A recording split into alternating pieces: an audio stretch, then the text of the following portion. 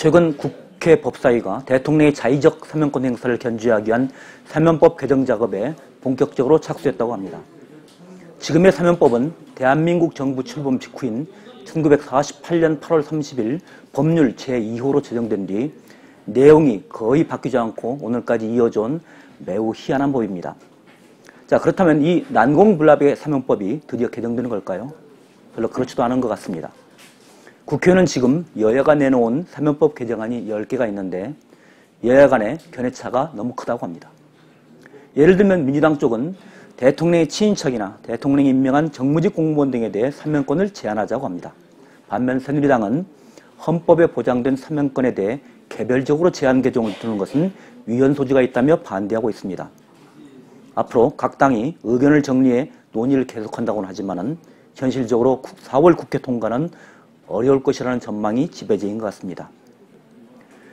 법이라는 것이 원래 그렇지만은 구체적으로 파고 들어가면은 복잡하기 짝이 없습니다. 똑같은 사안을 놓고 학자들마다 의견이 완전히 갈리기도 합니다.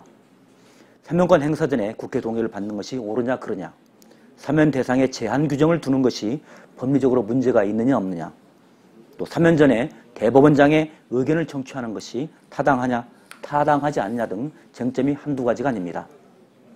하지만 분명한 것은 우리나라에서 그동안 행해진 사면권 남용의 실태를 되돌아보면 이런 법리적 다툼이 오히려 허무하게 느껴질 정도입니다. 외국의 여야가 어떻고 하는 것이 민망할 지경이죠. 따라서 사면권의 남용을 막는 대책 역시 이런 현실을 감안해서 보다 적극적이고 과감해야 할 것 같습니다. 자, 우선 사면심사위원회가 지금처럼 들러리 노릇 또 거수기 노릇을 하지 않도록 해야 합니다.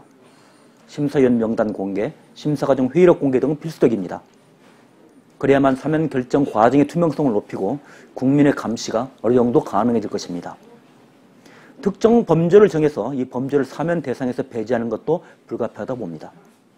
사면심사위원회의 권한을 아무리 강화해도 이런 조항이 없으면 대통령의 자의적 사면권 행사를 막기 어려운 것이 현실적인 어려움이죠. 특히 대통령 측근에 대한 보훈 사면을 막는 셀프 사면 금지 규정 신설은 필수적입니다. 대법원 등 다른 기관의 의견 청취 조항을 넣는 방안도 적극적으로 검토해 볼 만하다고 봅니다. 이 대목을 두고는 학자들의 의견이 갈리는 듯한데 사법권의 본질을 훼손할 우려가 있는 사면에 대해서 사법부가 그 위험을 경고하고 제동을 거는 것은 마땅하다고 봅니다. 또 헌법재판소의 헌법소원심판 등 사면권 행사에 대한 사후적인 통제장치를 마련하는 것도 적극적으로 검토가 필요한 대목입니다. 지금 정치권의 입장을 보면 여당인 새누리당은 되도록 대통령의 사면권 행사 제한을 최소화하려 하고 있고 야당은 그 반대입니다. 사실 새누리당은 야당 시절에는 사면법 개정에 매우 적극적이었죠. 2005년에는 대통령 특별사면 시 국회의 의견을 구하도록 하는 내용의 사면법 개정안을 발의해 통과시킨 적도 있습니다. 당시 고건 대통령 권한대행이 위헌 소지가 있다며 거부권을 행사해서 결국 법률 개정으로 이어지지는 못했지만 말입니다. 이에 대해 당시 한나라당은 법치주의 후퇴라고 강력히 비난했습니다. 이제 정치권은 공수가 뒤바뀐 모양새입니다. 결국 중요한 것은 정치권의 의지와 양식이 아닐까 합니다. 지금까지 사면법을 고치지 않은 것도 명백한 직무유기인데 이번에도 다시 유야무야한다? 안 될 일이라고 봅니다. 사면권 오남용을 둘러싼 시비도 이제 마침표를 찍을 때가 됐습니다. 청와대 법무비서관을 지낸 민주당 박범계 의원은 최근 깜짝 놀랄만한 증언을 했습니다.